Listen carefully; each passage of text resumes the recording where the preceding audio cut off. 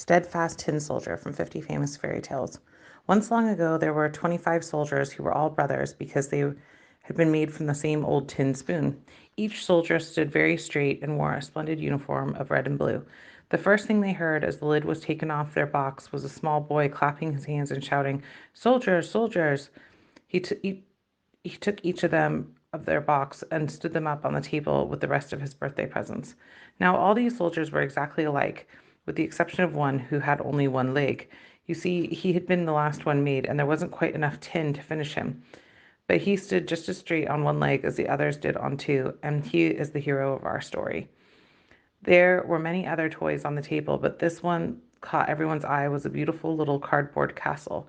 You could see right into the bright rooms through tiny windows, and outside surrounded by a glass lake with waxen swans swimming on it. Although it was made a charming picture, but the prettiest thing of all was the lovely lady who stood in the open door of the cardboard castle. She was also made of cardboard, and she wore a beautiful dress of light gauze. Over her shoulders was a dainty blue ribbon with brilliant spangle on one end of each of it. She stood there with her arms outstretched, for she was a dancer and had kicked one foot so high in the air that the soldier supposed that she, like himself, had only one leg. She would be a fine wife for me, the soldier thought to himself, but she is far too grand. She lives in a fine castle, and I live in a box which I share with 24 other soldiers. But I must at least try to speak with her. He stood behind a snuff box on the table, and from there he could watch the little lady who continued to pose daintily on her one pointed toe. Later that evening, the tin soldiers were put away, and all the people of the house went to bed. Then the toys began to play. The tin soldiers rattled around in their box because they could not get the lid off. The nutcracker turned somersaults. The pencil scribbled on the paper. The canary woke up and joined the fun by talking in verse. The only two who did not move were the tin soldier and the dancing lady. He stood very straight on his one leg, never taking his eyes off the little lady who stood so prettily with both arms outstretched. As the clock struck 12, the lid flew off the snuff box and the little black goblin popped out. "Tin soldier," he said, "take your eyes away from what does not concern you." But the soldier pretended he didn't hear him. "You just wait until tomorrow," threatened the goblin. The next morning, when the children got up, they placed the tin soldier on the windowsill. Whether it was the goblin or a puff of wind, I do not know, but the soldier fell head first out of the window, and the maid and the little boy ran out to look for him, and although they almost stepped right on him, they could not see him. The soldier had only to call out and say, "Here I am," but he did not feel that it was proper for him to shout when he was in uniform. After a while it began to rain, the first spattering and then by bucketful, and a regular cloud burst. When the storm was over, two little boys came running by. "Look here," cried one of them. "It's a tin soldier. Let's send him sailing." They made a boat out of a newspaper and put the soldier in it and sailed down the gutter while they ran beside, clapping their hands. The paper boat rolled and rocked and sometimes swirled around, but the soldier continued to stand steadfastly at his post.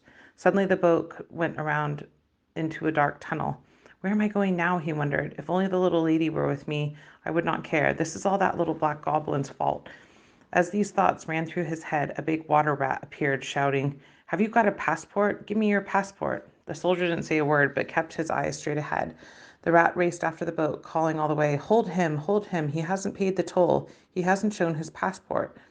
The current grew stronger and stronger, and the tin soldier could see daylight ahead, but he also could hear a great roar, for it was a drain at the end of the canal. To the little tin soldier, this was as dangerous as going over a waterfall.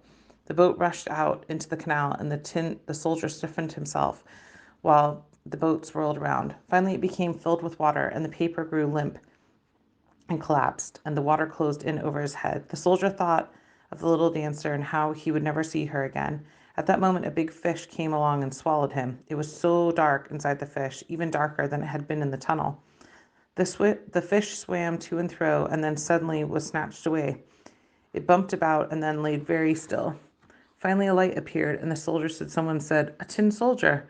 The fish had been caught, sold in market, and brought to the kitchen where the cook had cut it open with a large knife. She picked up the soldier and carried it into the parlor where everyone was exclaiming over the wonderful man who traveled around the stomach of a fish. But the tin soldier scarcely listened.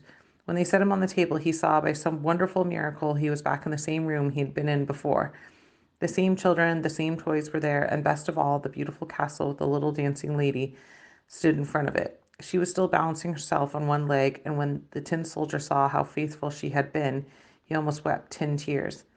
At that very moment, one of the boys picked up the soldier and flung him into the fire. He had no reason for doing this, so it must have been a fault of the goblin. The heat became unbearable, and the soldier's gay colors ran together into a sorry blue. He stood there, steadfast and sturdy, and continued to gaze tenderly at the little lady. Then suddenly a door opened, and a draft caught up the dancer. She fluttered straight into the fire beside the soldier, blazed up in bright glory, and was gone. By this time, the soldier had melted down to a lump, and when the maid cleaned out the fireplace the next morning, she found him in the shape of a little tin heart. All that was left of the dancer was her spangle, and that had been burned as black as coal.